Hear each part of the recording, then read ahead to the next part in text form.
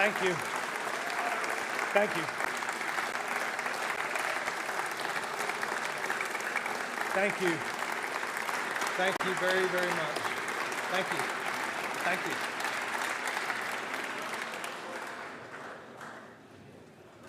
Members of the General Assembly, it is our distinguished honor to present to you the Governor of the great state of Tennessee, the Honorable Bill Lee. Thank you, Cameron. Thank you. Thank you. Thank you. Thank you. Goodness gracious.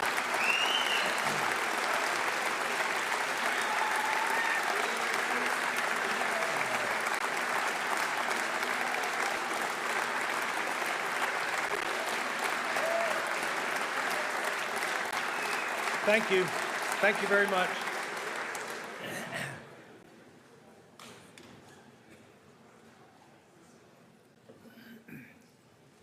Thank you all very, very much.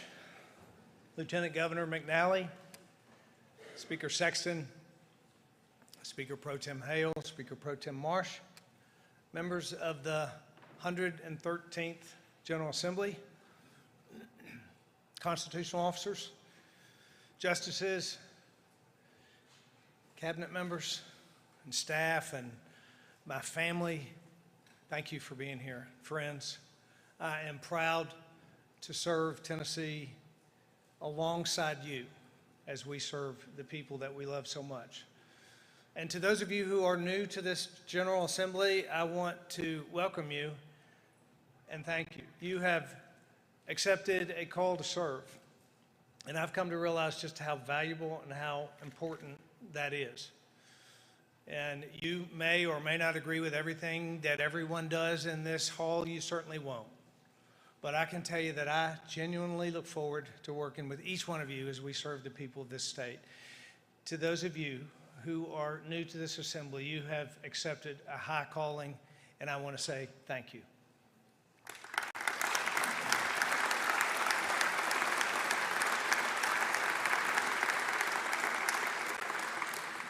Being governor of this state is the honor of my life, and it's infinitely more rewarding to serve with a wonderful First Lady by my side. But she cannot be here tonight. She wishes that she could. She is starting on the next stage of her journey, and we want to thank all of you in this chamber and all across this state who have reached out to us, who have prayed for us, and who have supported us, along with many Tennesseans who go through trial. It means the world to me and to Maria. So from the bottom of her heart, as she watches remotely, and mine, thank you very much.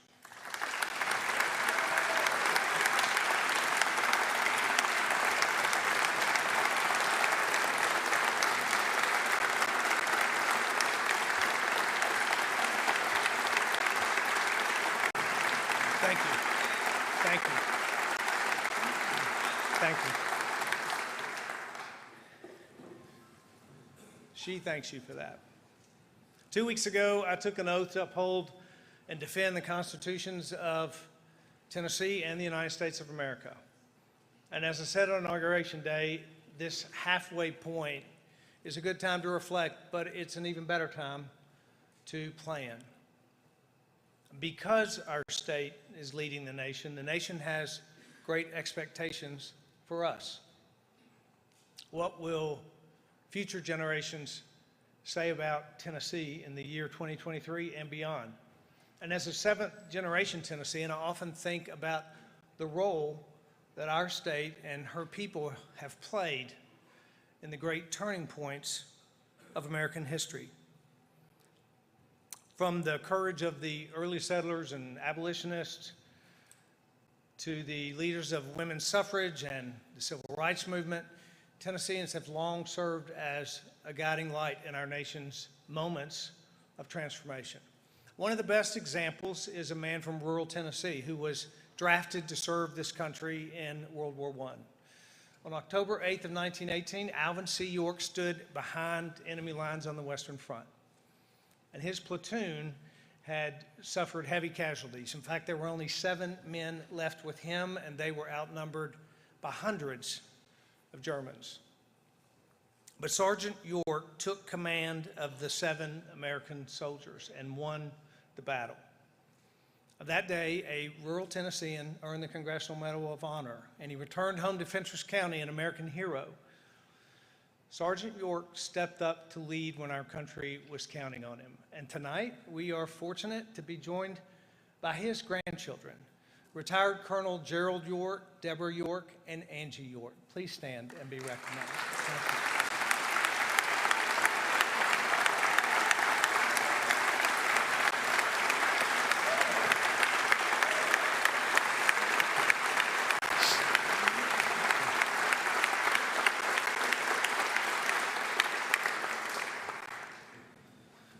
Most of us know the story of Alvin C. York, but I mention it now to emphasize that Tennessee's success is no accident. Tennessee is America at its best because of the men and women who have made it that way. In 2019, I stood in this chamber and said, Tennessee can lead the nation. And tonight, standing on the shoulders of giants who came before us, I say with great pride that Tennessee is leading the nation, and the state of our beloved state is prosperous, hopeful, and unrivaled.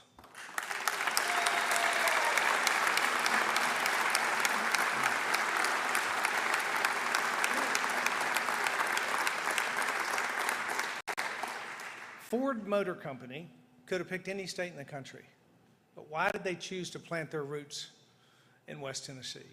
In-N-Out Burger, iconic family-run company, of all the states they could have picked, their new hub and first footprint east of Texas is coming to the volunteer state. Why Tennessee? Because American people know a leading state when they see one. And that's why people and families and companies are moving here in record numbers. Our investments in public education and workforce development and safe schools, and our commitment to freedom and to families have all earned national recognition.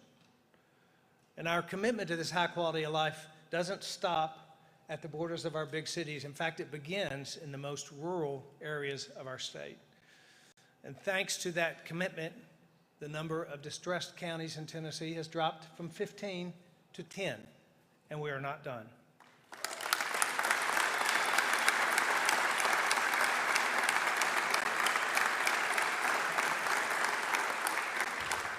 And all of this has paid off in the form of thousands of new jobs and historic economic development, creating more opportunities for every Tennessean to have a better job, a better school for their kid, a safer neighborhood, a stronger family, and a brighter future.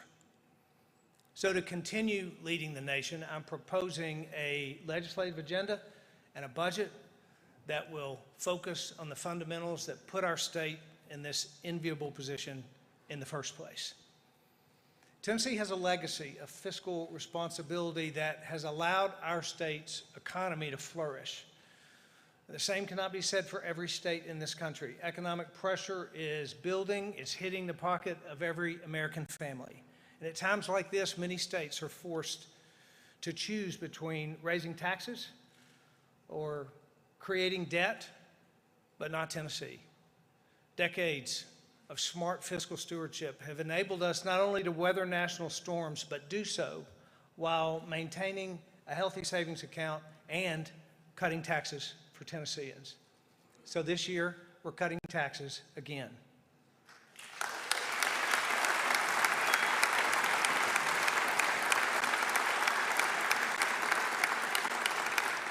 Last August, we gave Tennessee families a 1-month break from grocery taxes to provide relief amid the nationwide inflation. We should do that again this year, but let's extend it to 3 consecutive months.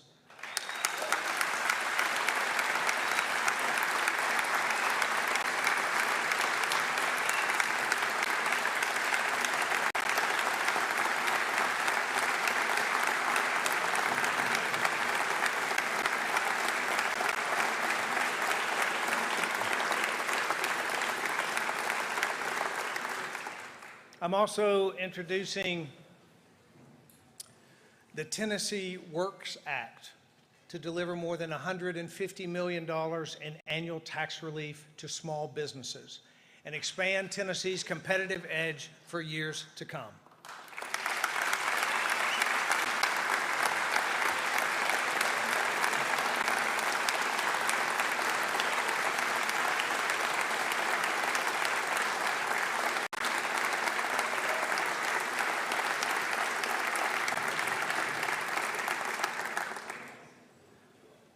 When companies want to relocate, one of the things they look at is a state that can guarantee stability.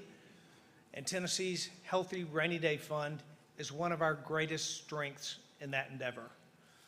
The bottom line is it enables us to recruit more companies and create more jobs all across Tennessee. And that's why we're adding $250 million to the state's Rainy Day Fund this year.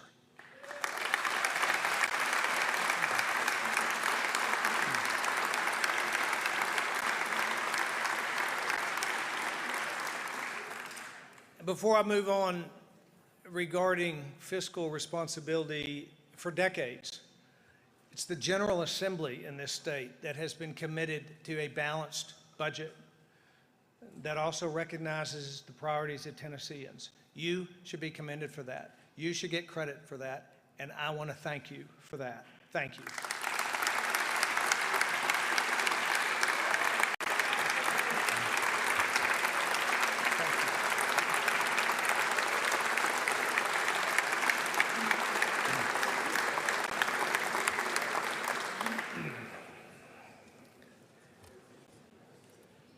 In recent months, we have taken a closer look at transportation needs in this state, and I appreciate those of you who have engaged in the conversation thus far. It is time to invest in a transportation strategy for one of the fastest growing states in the country. We cannot solve this problem with debt or higher taxes, but we have to do something. Right now, there is a $26 billion backlog of projects across the state. Simply put, we are way behind. And we have to change the way we fund and build our roads and our bridges. We know that we have to tackle big urban projects, but if we don't change our strategy, we also know who will end up paying the price, our rural communities. And that's why I'm introducing the Transportation Modernization Act. A plan to engage public-private partnerships, to build additional choice lanes on urban highways, to ensure electric vehicle owners pay their share in maintaining our roads, and to provide a delivery model that builds rural and urban projects faster, all without the burden falling on Tennessee taxpayers.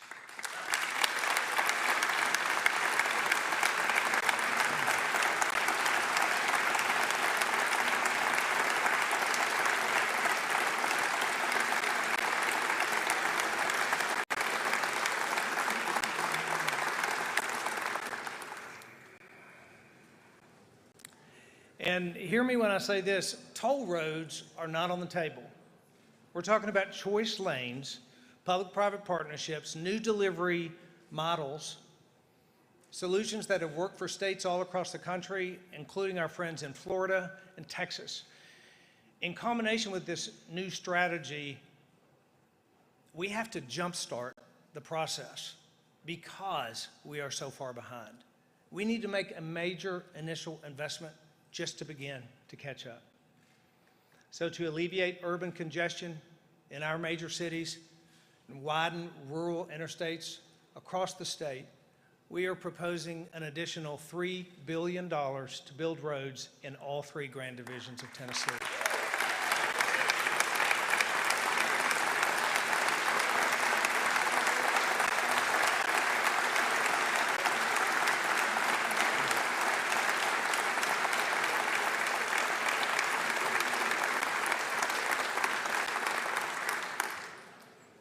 And with that, along with that, we're also proposing another $300 million into our local highway program so that local communities can build and maintain the roads that they need.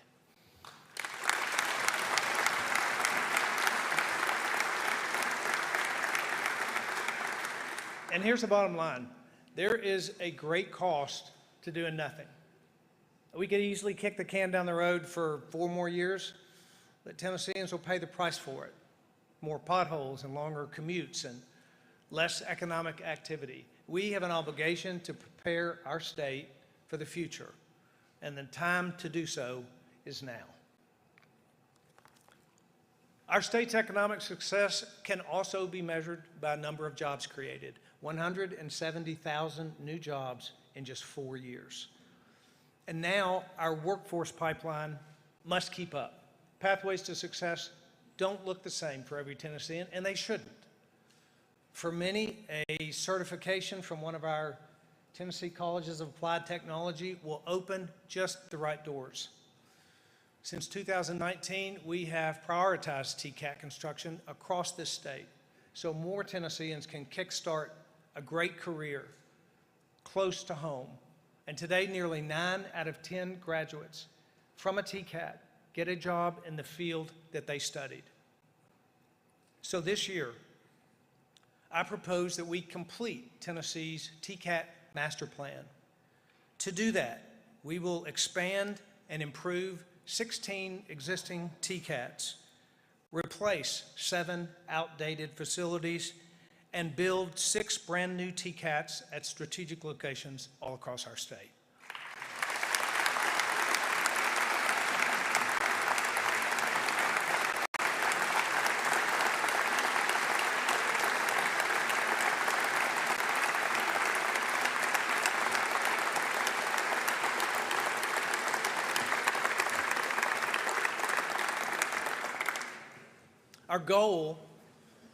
Our goal with that is to train 10,000 new skilled workers a year.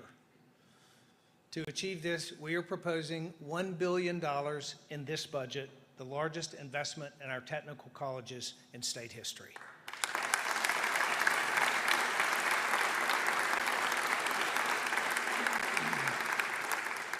Meaningful work certainly does change lives, and we don't have to look very far to see the results. Tonight we're joined by Brad Bernard.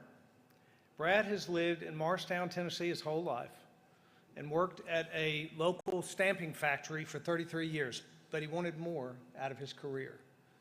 Brad was first introduced to TCAT Morristown in 2015 through an apprenticeship opportunity, and in 2021 he decided to enroll full-time and earn his diploma. Now at a young 54 years old, Brad's enjoying a second career as a programmer with McNeilus Steel Incorporated, a company that we recruited to Tennessee in 2019.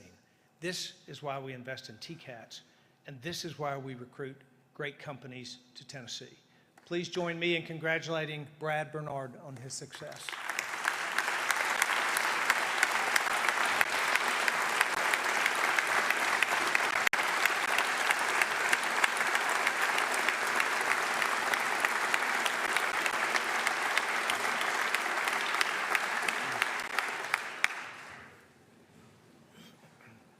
Access to career and technical education can change the trajectory of someone's life, and we should expand those opportunities in our K-12 schools.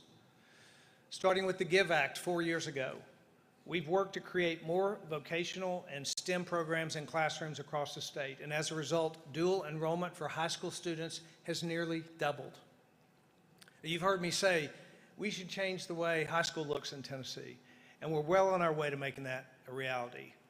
Last year, we reformed the public school funding formula for the first time in 30 years and invested in a historic amount to fund Tennessee students based on their individual needs.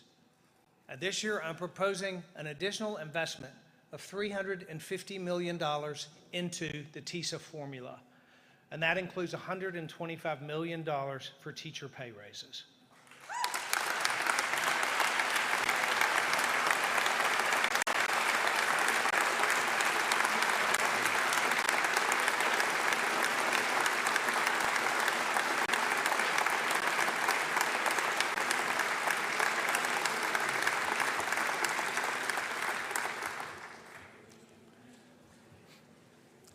When I came into office, the minimum pay for teachers was set at $35,000.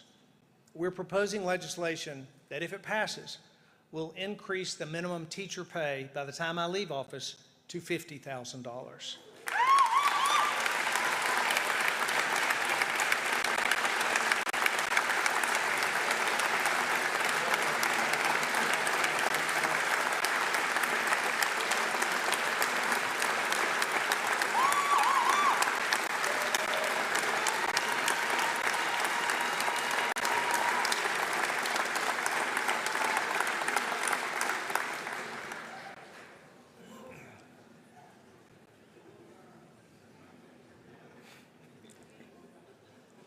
And just, I'm glad y'all like that. I do too. I'm excited about that too. In just the last 6 months, there's hundreds of families that are living in underserved zip codes in our state that have had the opportunity to pick what they think is the best school for their child through our Education Savings Account program. Our ESA program is changing lives, and states across the country are following Tennessee's lead. I've always believed that we should strive to have the best public school system in the country and provide choices for parents. There are some who claim that you have to choose either or, but these two ideas are not in conflict. In fact, excelling in both is how we lead in education. I want to introduce you to some Tennesseans who are proof of that idea. Natalia Serrano, a fourth grader living here in Nashville, was struggling with reading and writing and rarely spoke in class. Her parents and her older sister could see that she was on a failing path. They thought if they could just get her into the right school with smaller classes, that she would have a chance. When we launched the ESA program, Natalia's family applied and were soon enrolled at Holy Rosary Academy. Just since last fall, Natalia has already jumped 3 reading levels. Her goals for this year are to read 30 minutes every day and to study hard for her weekly spelling test. She also joined the choir and a Bible study.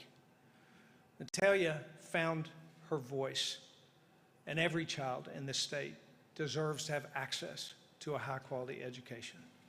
Please join me in welcoming Natalia Serrano and her family. We are so proud of you.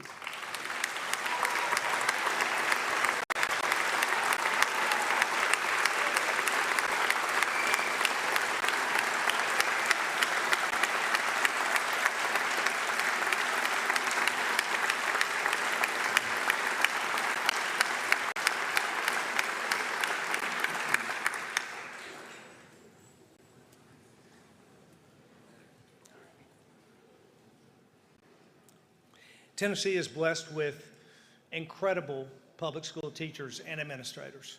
Just last month, Oak Haven High School in Memphis was in the national spotlight for their innovative use of phonics learning in English and math and science classes.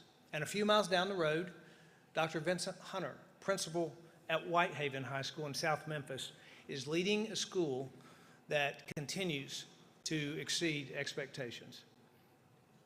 Dr. Hunter, who is a Whitehaven graduate himself, serves a student body that is 99% African American. Under his leadership, the school has expanded dual enrollment, AP classes, foreign language courses. Whitehaven is just one of 3 high schools in the whole district with a graduation rate of 90% or higher.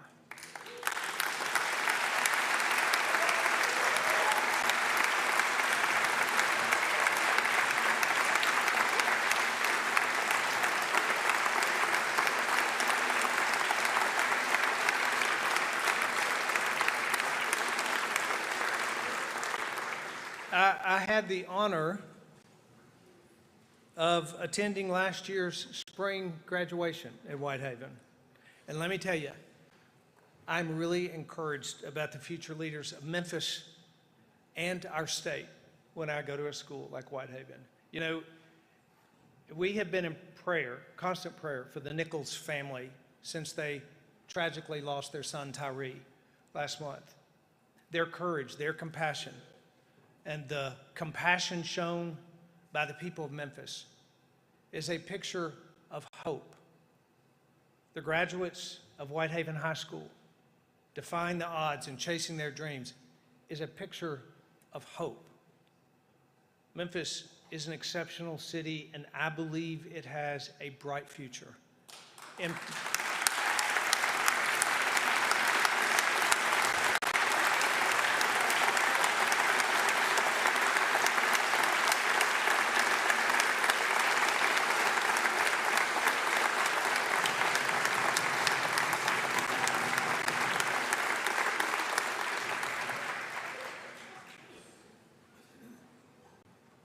part of the reason that Memphis has such a bright future is because of people like my friend Vincent Hunter. So please join me in welcoming the principal of Whitehaven High School and his wife, Dr. Vincent Hunter.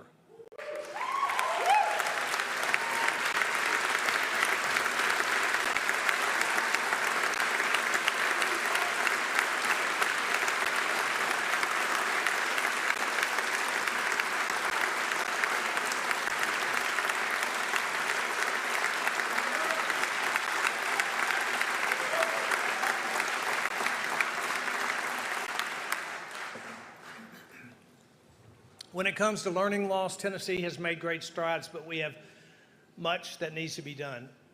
We know the worst thing that we can do for a child's success is to push them to the next level when they are simply not ready. Third grade reading has been the most important indicator for parents and teachers to see that a child is struggling before it's too late. As a parent, and hearing from educators across the state, I know that this can be one of the largest challenges during elementary school years. And that's why our budget this year will prioritize new literacy programs, from tutoring to summer camps, and give students multiple pathways to become a strong reader. The ability to read at grade level can determine a child's future. And our approach has to be about providing additional support so that every student is set up for success in the classroom and beyond.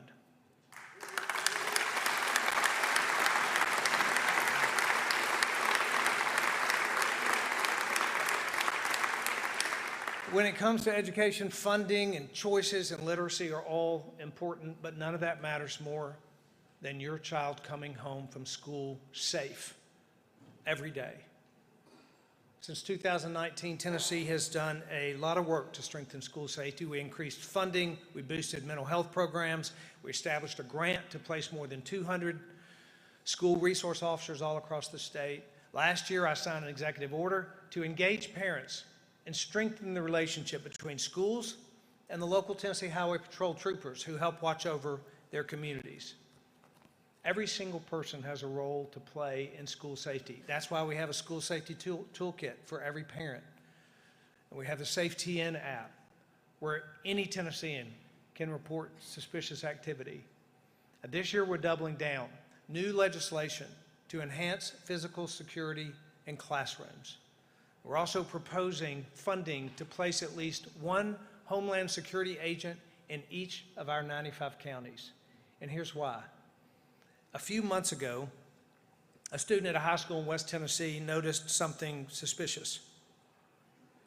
The student reported their concern in the SafeTN app, bringing it to the attention of one of our Homeland Security agents in the region. The agent pursued the tip, and we have strong reason to believe that this prevented a real threat from becoming a real tragedy. Our review of the case showed that the SafeTN app worked as long as a Homeland Security agent is available to take the case. These agents specialize in preventing acts of violence and terrorism, and we should enhance their role in our school safety strategy. We have done a lot to make schools safer, but I do not want to look up months from now and think we should have done more.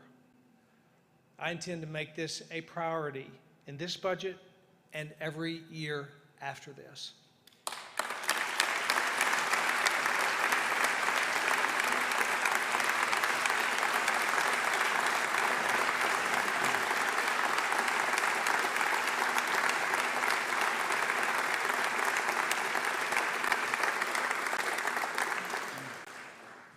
We know that public safety doesn't stop there. Whether we are protecting against the influence of the Chinese Communist Party or the dangers of a drug crisis stemming from an open border, we must continue to have a voice in the national security when the safety of Tennesseans is at stake. And we will never stop investing in the safety of Tennesseans. Our $100 million Violent Crime Intervention Grant Fund is already being used by 80% of local law enforcement agencies all across the state. And I'm proposing that we invest another $50 million to keep that program going. We added 100 Tennessee Highway Patrol troopers in the budget last year. This year, we're adding 100 more troopers. And ahead of this budget, we worked with the General Assembly to create 25 new forensic lab positions to help the TBI reduce the turnaround time for test kits. And, yep.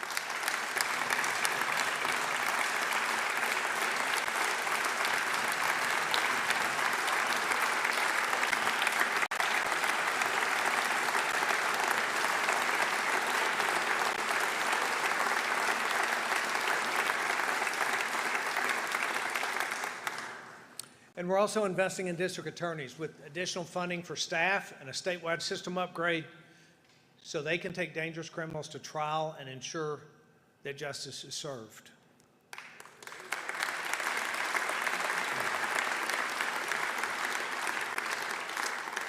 There was a significant shift in this country last year when it comes to protecting the lives of the unborn.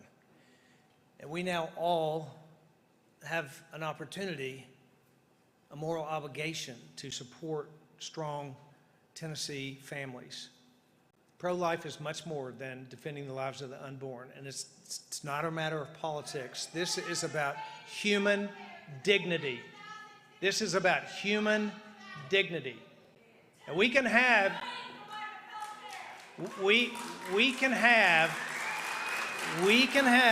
a healthy debate.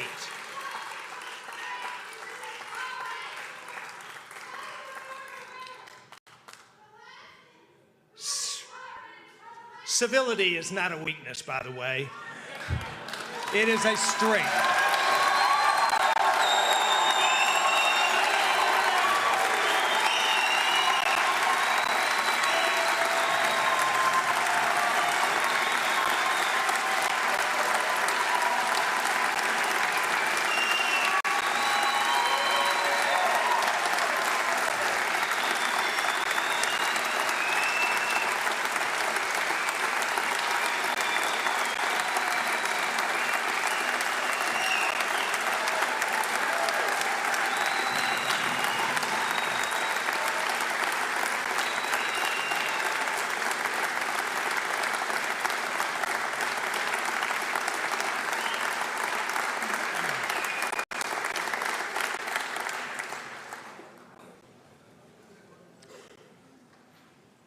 Now, we can and should have a healthy debate about policy specifics, but we can all agree that America is rooted in a commitment to human dignity. And I'm talking about the dignity of the expecting working mother who's got multiple jobs to make ends meet, and the dignity of a baby born 3 months early, or a father living with a disability or family in crisis. Just a minute ago, I said we have an opportunity to support families and have some very important news for all of us to share tonight. 2 years ago, at the request of the General Assembly, we secured an historic TennCare Medicaid waiver agreement, the only federally approved waiver of its kind in the nation. Our waiver actually rewards a state for efficient, responsible management of taxpayer resources by awarding additional federal dollars known as shared savings to serve the most vulnerable. I want to thank our TennCare director, Stephen Smith, for his remarkable leadership in working with the federal government at your request to secure this waiver.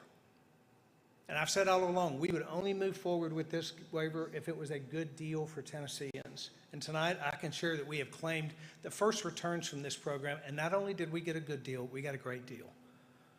For the first year alone, Tennessee will receive more than $300 million of shared savings at no additional burden to Tennessee taxpayers.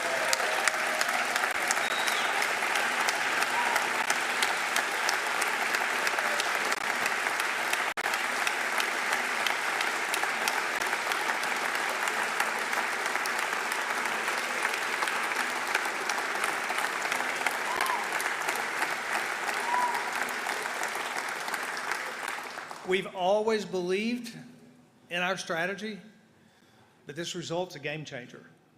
Now, in the last 4 years, we have extended postpartum care for mothers to 12 months. We provided support for thousands more Tennesseans who are living with disabilities. We've offered comprehensive dental benefits for TennCare recipients for the first time in the state's history. And now, with a pro-family landscape in the background, using just the savings from this first year, we will further strengthen postpartum coverage, providing services to over 5,000 more mothers, close the coverage gap for parents, and reach an additional 10,000 children, in total offering services to nearly 25,000 more women, children, and parents in need.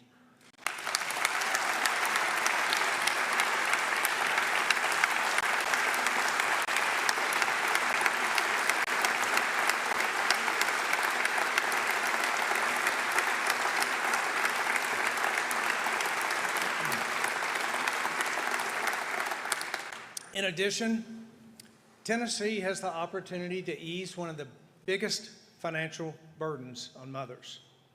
We are going to propose covering the cost of diapers during the first 2 years of a baby's life for mothers on TennCare.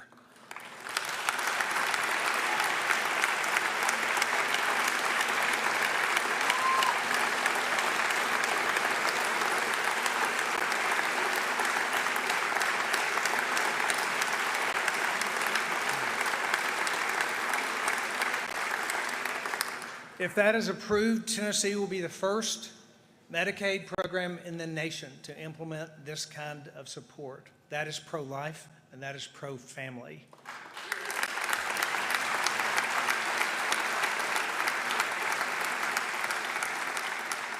And with continued responsible management of our TennCare program, we believe that this level of savings is possible for years to come. And as such, we will work together with the General Assembly to develop a vision for TennCare's future.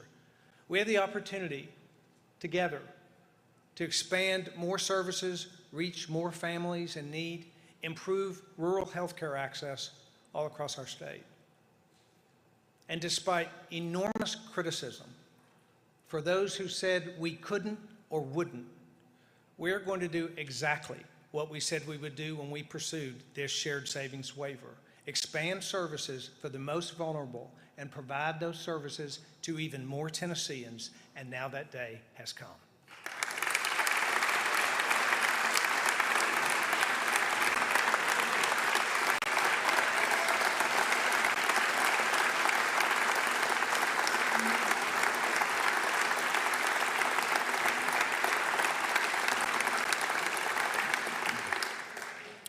In Tennessee, we also value the dignity of a foster child who longs for a loving home, the dignity of a mother who simply can't raise a child alone, or a couple whose prayers for a child have not yet been answered. Last fall, we began working anew with our partners in the General Assembly to address the growing challenges in serving at-risk children in Tennessee, and quite frankly, across the country. The needs of Tennessee children have evolved, and our approach to serving them must evolve too. We built a team at our Department of Children's Services that's ready to move forward and provide better services. Our new commissioner, Margie Quinn, brings decades of expertise working with the most vulnerable populations in our state, in her service with the TBI and with anti-human trafficking nonprofits. With Commissioner Quinn at the helm, we've already hired dozens of new qualified caseworkers. And DCS caseworkers have an incredibly difficult job, and they deserve our support. Last year, we provided 2 pay raises for caseworkers, and I intend to boost their pay again in this budget.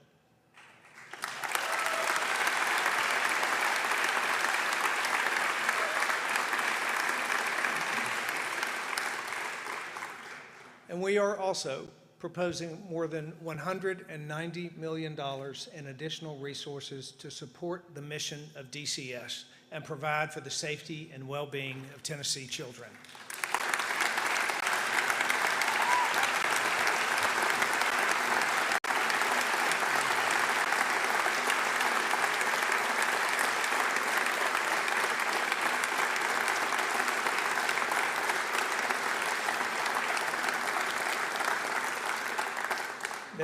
There is a lot more work to be done, but I believe we have the right plan and the right team in place to get it done.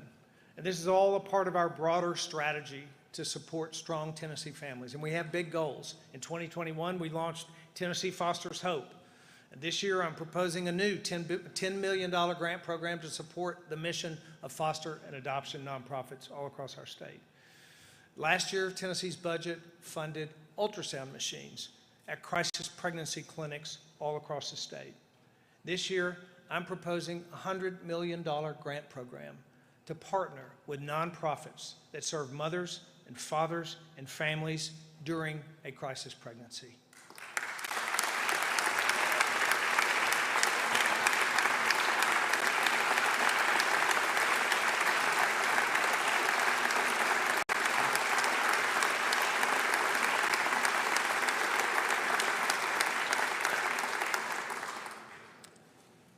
With that, our Office of Faith-Based Initiatives has a unique ability and an important opportunity to engage nonprofits and community organizations. And I believe it's time to equip them with the resources they need to play a bigger role as we endeavor to better serve children and families. From strengthening DCS to expanding care for families, these challenges are not easy. But if we start from our commitment to human dignity, we will get it done. Strong families, in fact, are the building block of society in our communities, in our state, in our country. The love and support that fills a tight-knit home spreads outward, building up neighborhoods and churches and volunteer organizations and all of the other institutions that help bind us together. One way that we can support and strengthen families is by making it possible for parents to be there, worry-free, for every second of the first few months of life. If we can strengthen the bond between parents and children from the very first moments, we will have truly done something important. And that's why I'm proposing a common sense paid parental leave program for state employees who are growing their families.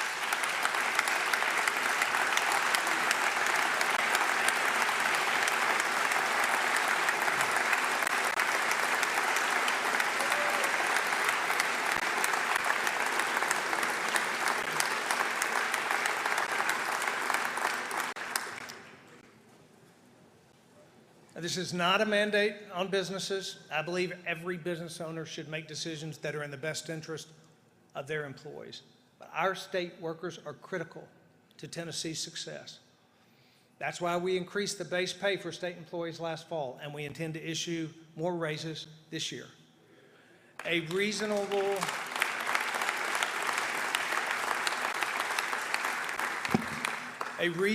paid leave program will help us retain the best and the brightest and help those who help our state, resulting in stronger families all across Tennessee. From Mountain City to Memphis, our state is blessed with beauty and natural, rich resources. As a kid growing up in this state, I remember going to Fall Creek Falls State Park with my family. Last year, Maria and I took our grandchildren and camped at Cumberland Mountain State Park.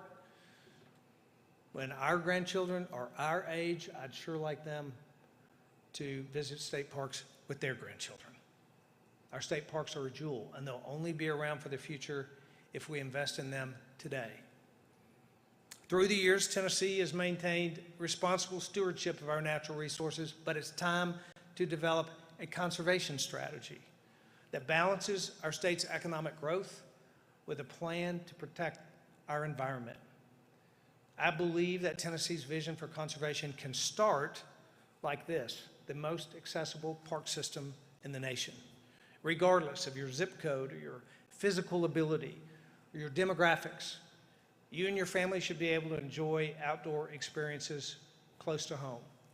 So to achieve that, my budget proposal will improve and expand 3 additional state natural areas, build 2 new park lodges, complete 4 more outdoor trails, and create 4 new state parks.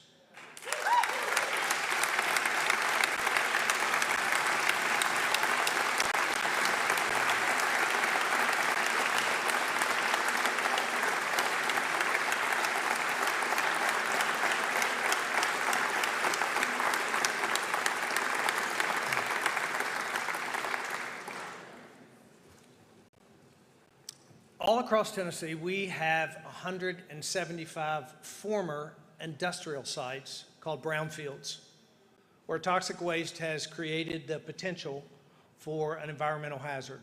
And I believe we owe it to the people of Tennessee to clean this up. I'm proposing legislation to revitalize all 175 brownfields, to restore them environmentally, to prepare them for future use, and to make them safe for our great-grandchildren.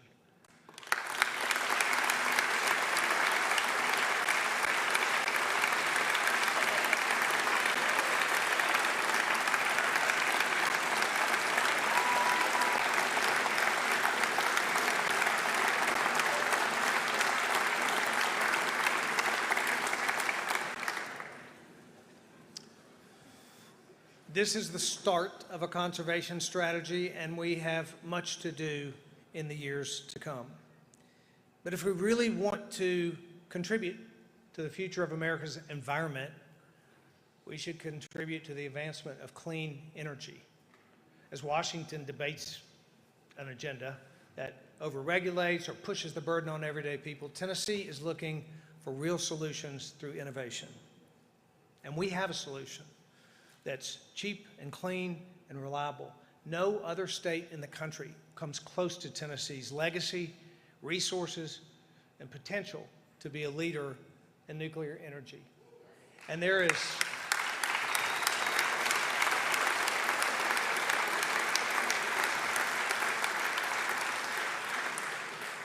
is no long-term national strategy that doesn't include nuclear energy.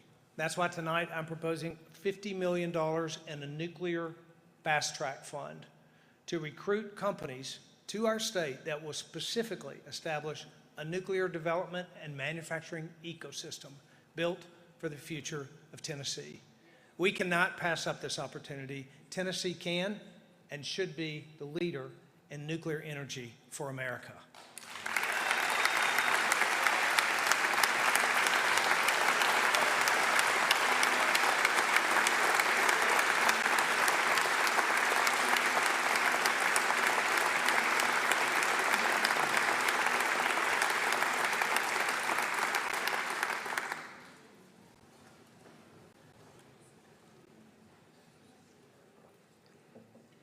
As governor, I have the privilege of traveling all across the state and meeting Tennesseans from all walks of life. Last fall, I met a man in Crossville who just moved his family here all the way from New York. And he said to me, when I moved to Tennessee, I felt like I'd moved back to America.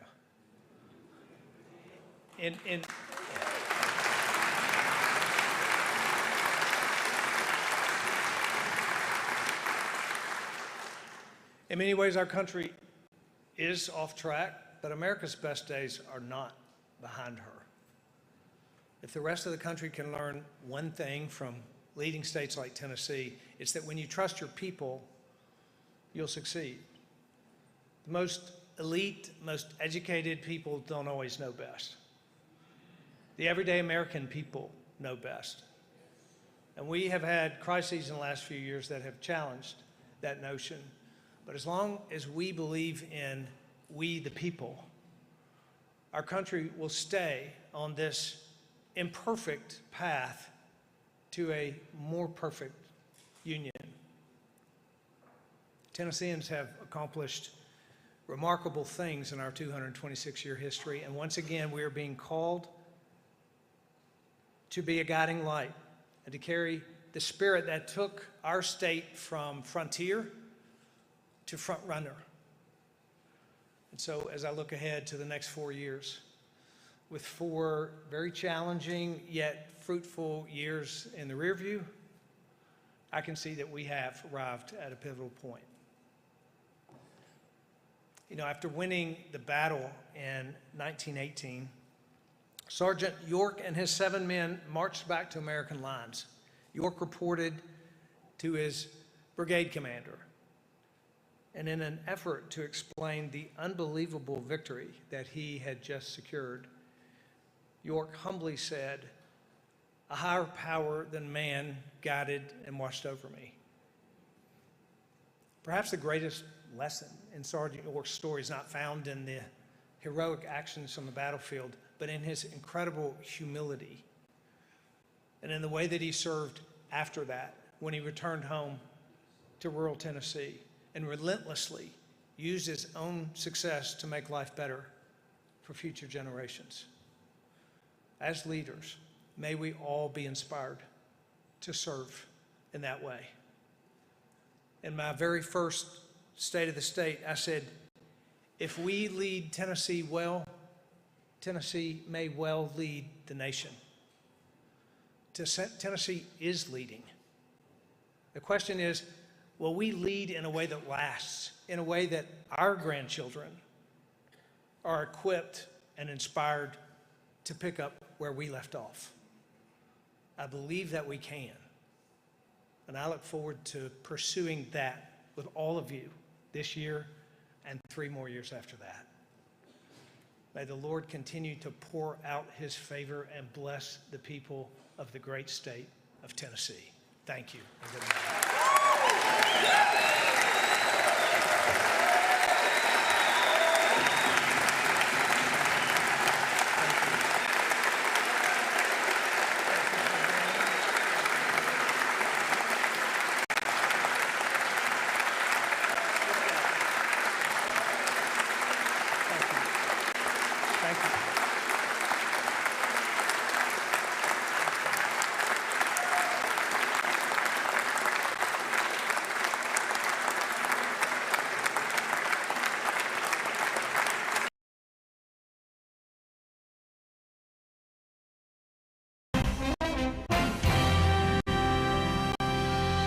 Good evening and welcome. I'm Amna Nawaz. And I'm Jeff Bennett. On the NewsHour tonight, hiring surges nationwide, but longer-term trends show an increasing number of working-age men are dropping out of the labor force altogether. What U.S. officials call a Chinese surveillance balloon spotted flying over the central United States raises tensions in the already strained relationship between the two nations. And western states that rely on the drought-stricken Colorado River failed to reach an agreement on cutting water consumption. We take a look at what it means.